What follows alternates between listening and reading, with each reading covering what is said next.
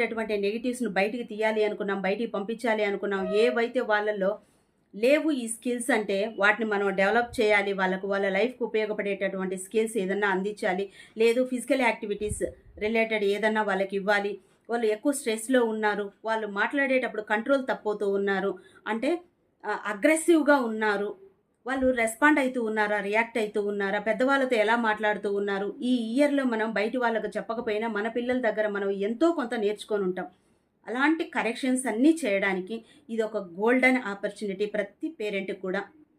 మనము బయట వాళ్ళకు మన పిల్లల గురించి నెగిటివ్గా చెప్పమని కాదు, ప్రతిదీ మనం అబ్జర్వ్ చేసినటువంటిది వాళ్ళల్లో ఇది ఉండకూడదు, ఇది ఉండబట్టి వాళ్ళు ఈ విధంగా ఉన్నారు అనుకొని మనం ఏదైతే సఫర్ అయి ఉంటామో అలాంటి వాటన్నిటినీ రిమూవ్ చేసేటటువంటి టైం ఇది. అంటే ఫిజికల్ యాక్టివిటీ పరంగా ఏదన్నా వాళ్ళకి యూజ్ అవుతుందా, లేదు మానసికంగా వాళ్ళు ఏదన్నా వీక్గా ఉన్నారా. లాస్ట్ వీడియోలో చూసాం మనం, ఒక మొబైల్ లాక్కున్నందుకు ఒక కాలేజీ అమ్మాయి ఏ విధంగా రియాక్ట్ అయింది, అక్కడ జరిగినటువంటి పరిణామాలు ఏంటి, సొసైటీ మీద అలాంటి ప్రభావం ఎంత పడుతుంది, పేరెంట్స్ వాటిని యాక్సెప్ట్ చేసుకోగలరా. నెక్స్ట్ ఆ ఒక్క సెకండ్లో అంత రియాక్ట్ అయినటువంటి అమ్మాయి రియలైజ్ అయిన తర్వాత కూడా హ్యాపీగా ఉండగలదా, ఉండలేరు. ఎందుకు అంటే ప్రతి సెకండ్ అలా చేసి ఉండకూడదు, అలా మాట్లాడి ఉండకూడదు, అలా జరిగి ఉండకూడదు అనేటటువంటి ఆలోచనలోనే వాళ్ళు కుసించుకుపోవడం అనేది జరుగుతుంది. ఇవన్నీ సొసైటీలో ఎక్కడో జరిగాయి కదా, మన ఇంట్లో కాదు కదా అనుకుంటే అలాంటివి చూసినప్పుడు అలా మాట్లాడడం కూడా కరెక్ట్ ఏమో అని మన పిల్లలు కూడా అది రిసీవ్ చేసుకునేటటువంటి పరిస్థితుల్లో మనం ఉన్నాం. మనం ఉన్నటువంటి ఈ టయాన్ని చాలా ప్రీసియస్గా, అంటే ఒక గోల్డెన్ ఆపర్చునిటీ అన్నాను కదా, ఇప్పట్లో మనం పిల్లలతో ఎలా ఉంటే వాళ్ళను, అంటే కంప్లీట్ ఒకేసారి మనం ఒకే రోజు మార్చేసేయలేం. అదేమి వాటర్ కింద పడితే తుడిచేయడం కాదు. వాళ్ళ బ్రెయిన్లో బాగా సబ్కాన్షియస్కి ఇచ్చేసి ఉంటారు ఈ 1 ఇయర్ నుంచి.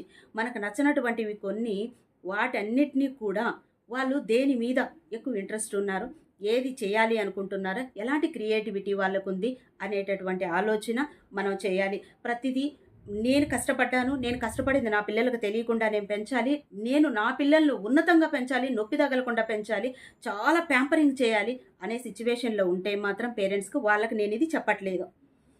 వాళ్ళు లైఫ్లో సొసైటీలోకి అడుగు పెట్టిన తర్వాత నా పిల్లలండి నేను అలాగే పెంచుకుంటానండి అంటే 4 గోడల మధ్య ఉన్నంత వరకు మాత్రమే కుటుంబం.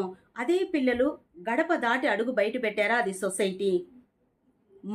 బై ఛాన్స్ ఎవరైనా మంచి వాళ్ళు బయట తగిలితే మన పిల్లవాళ్ళ లైఫ్ కూడా మారిపోతుంది.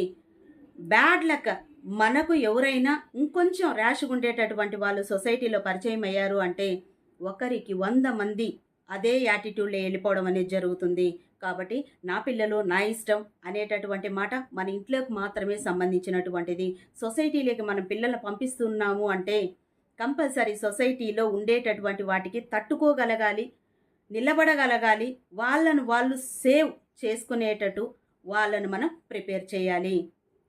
కాబట్టి ప్రతి ఒక్కరికి కూడా ఏది నేను కష్టపడుతూ ఉన్నాను, ఇంత కష్టపడితే ఇది జరుగుతూ ఉంది కాబట్టి మన కష్టాన్ని కూడా, పేరెంట్స్ యొక్క కష్టాన్ని కూడా, ఏదైనా అమౌంట్ మనీ ఖర్చు పెట్టేటప్పుడు ఆ మనీ వాల్యూని గురించి వాళ్ళకి చెప్పండి. టైం మేనేజ్మెంట్ చెప్తూ ఉన్నాం, ఎలా మనం సద్వినియోగం చేసుకోవాలని.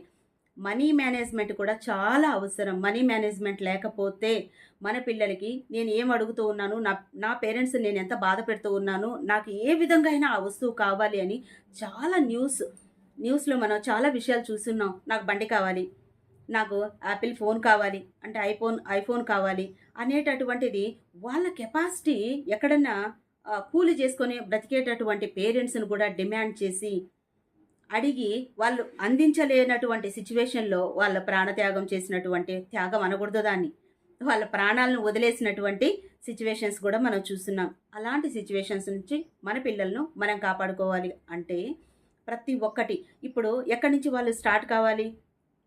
ఇక్కడ మనం ఏదో నేను అరిచాను, నా పిల్లలకి నేను ఏదో చెప్పాను, నా మీద కోపడతారండి, నన్ను చిరాగ్గా చూస్తారండి అని తల్లి అనుకునింది అనుకో, తండ్రి నేనుండేది కొద్దిసేపే కదా ఇంట్లో, వీళ్ళతో మనం మంచిగా ఉందాము, వీళ్ళతో మనం ఏది కూడాను ఆర్గ్యూ చేయకూడదు, వీళ్ళకి నా కష్టాలు చెప్పకూడదు అనుకుంటే ఎవరొచ్చి చెప్తారు?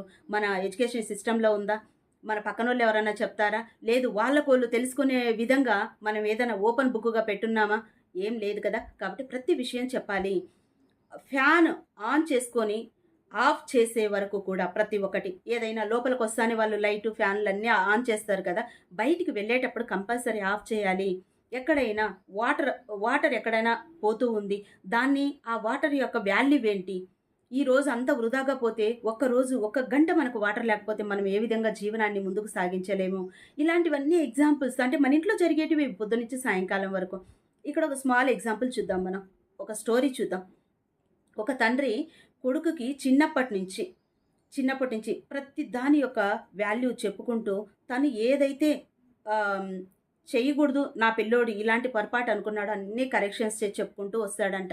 ప్రతిరోజు రూమ్‌లో నుంచి బయటకొచ్చేటప్పుడు మళ్ళీ అతన్నే పంపించి లైట్ ఆఫ్ చేసిరాపో, ఫ్యాన్ ఆఫ్ చేసిరాపో, అక్కడ ట్యాప్‌లో వాటర్ పోతూ ఉన్నాయి. ట్యాప్ కంప్లీట్ క్లోజ్ చేసేసి వచ్చేసేయి. అక్కడ చెత్తుంది. అది తీసుకెళ్ళి డస్ట్‌బిన్‌లో ఎయ్యి. ఇలాంటివన్నీ చెప్పేటప్పుడు కొడుకు అనిపించిందంట. అయ్యో! మా నాన్నకి నేనంటే అస్సలు ఇష్టం లేదు. ప్రతి పని నాకే చెప్తాడు. అది చేయకపోతే 10 నిమిషాలు లైట్ ఆన్‌లో ఉంటే ఏమైంది? 10 నిమిషాలు ఫ్యాన్ ఆన్‌లో ఉంటే ఏమైంది? ఎక్కడో చెత్త అక్కడుంటే ఏమైంది? అనుకోని ఎప్పుడు చిరాకు పడి వాళ్ళ నాన్నను తిట్టుకునేవాడంట. అలాగా ఒక 20 ఇయర్స్ వచ్చాయి. తను ఆహ్, ఎడ్యుకేషన్ కంప్లీట్ చేశాడు.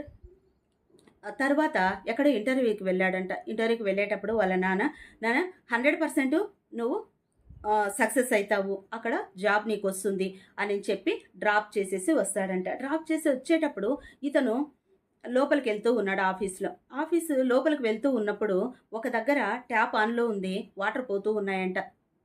వాటర్ పోతూ ఉంటే ఇతను చూసాడు. చిన్నప్పటి నుంచి అలవాటయింది గదా! టక్కన అయ్యో! నీళ్ళంతా వృధా అయిపోతుందని దాన్ని ఆఫ్ చేయడం జరుగుతుందంట. ఆఫ్ చేసి లోపలికి వెళ్ళాడు. లోపలికి వెళ్ళేసరికి ఒక రూమ్‌లో ఎవ్వరు లేరు. అక్కడ లైట్లు, ఫ్యాన్‌లు ఆన్‌లో ఉన్నాయి. అక్కడ వాటిని గూడా ఆఫ్ చేసేసి బయటికి వెళ్ళాడు. బయటికి వెళ్ళిన తర్వాత ఎవరో తినేసి వేసినటువంటి కవర్లు వేస్టేజ్ అక్కడుందంట. అయి తీసుకెళ్ళి డస్ట్‌బిన్‌లో ఏసాడంట. ఏసి అప్పుడే అక్కడ ఆఫీస్ రూమ్‌లోకి ఎంటర్ అయ్యాడంట. ఎంటర్ అయిన వెంటనే అక్కడున్నటువంటి ఇంటర్వ్యూ చేసేటటువంటి అతను "యూ ఆర్ సెలెక్టెడ్" అన్నాడంట. సార్ ఇంకా మీరు నా సర్టిఫికేట్స్ చూడలేదు. నన్నింకా మీరేం క్వెషన్‌లు అడగలేదు. నేను సెలెక్టెడ్ అని అన్నారు కదా! నాకు ఆశ్చర్యంగా ఉంది అంటే, అవును కరెక్టే. ఇప్పుడు ఇంతమంది వందల మంది ఇంటర్వ్యూకొచ్చిపోయారు. నేను సీసీ కెమెరాలో ప్రతి ఒక్కటి అబ్జర్వ్ చేస్తూ ఉన్నాను. నువ్వు వచ్చేటటువంటి దారిలో ఎలాంటి వృధా అనేది లేకుండా ఎక్కడ గలీజున్నా దాన్ని నీట్‌గా డస్ట్‌బిన్‌లో ఏసుకుంటూ వచ్చావు చూడు. అక్కడే 100% నీకు నేను మార్క్స్ ఏసినాను. అలాంటి వాళ్ళే నా కంపెనీకి అవసరం అని చెప్పి యూ ఆర్ సెలెక్టెడ్ అని కంగ్రాచ్యులేషన్స్ చెప్తాడంట.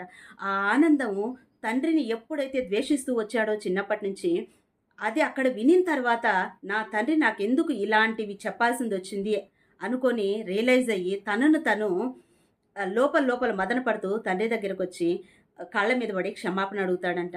సరే నాన్న, నిన్ను నేను చాలా తప్పుగా అనుకున్నాను.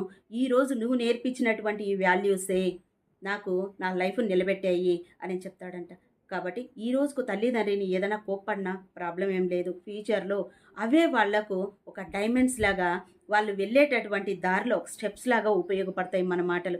కాబట్టి ప్రతి ఒక్కరు కూడాను పిల్లలకి ఈ హాలిడేస్‌లో మంచిగా చెప్పండి.